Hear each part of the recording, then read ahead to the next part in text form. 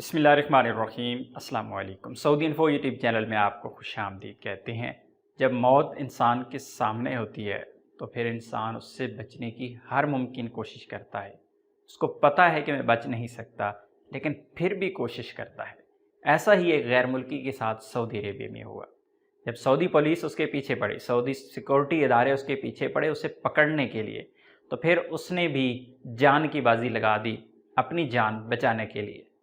Security से भागा, एक इस तरह में घुस गया और उसके बाद आग जलाने वाली अंगीठी के अंदर चला गया। ये पूरा माजरा आपके साथ यहाँ पे शेयर करेंगे, लेकिन यहाँ पर एक मिसाल बहुत ही फिट आती है। पंजाबी की एक मशहूर मिसाल है कि 100 गंडे भी खा ले तो 100 छितर भी खा ले। इसी तरह हुआ इस गैर मुल्की के साथ। ये जान बचाने के लिए आग वाली अंगीठी में दाखिल हो गया। खुशकिस्मती ये है कि मौसम आग का नहीं है। अगर सर्दी का मौसम होता तो यहाँ पर सऊदी शहरी अपने इस तरह में बैठ के आग जलाते हैं, कहवा की चुस्कियाँ लगाते हैं, साथ में खजूरें खाते हैं, लेकिन यहाँ पर आग नहीं थी। तो आइए पहले आपको वीडियो दिखाते हैं, माजरा क्या हुआ।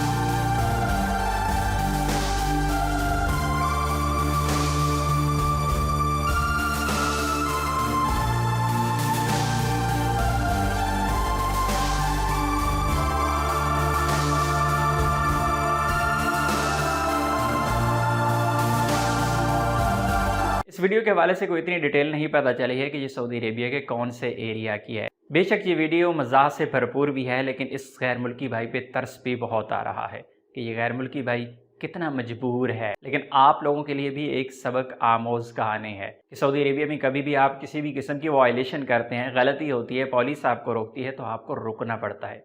अगर आप भागेंगे तो वायलेशन डबल हो जाएगी। एक वो गलती जो बंदा अगर गैर कानूनी तौर पे रह रहा है और उस पर कानून लागू गैर कानूनी का होता है, तो अगर वो भागता है तो ये उससे भी बड़ा जुर्म है और फिर डबल डबल सज़ाएं और डबल डबल जुर्माने होते हैं।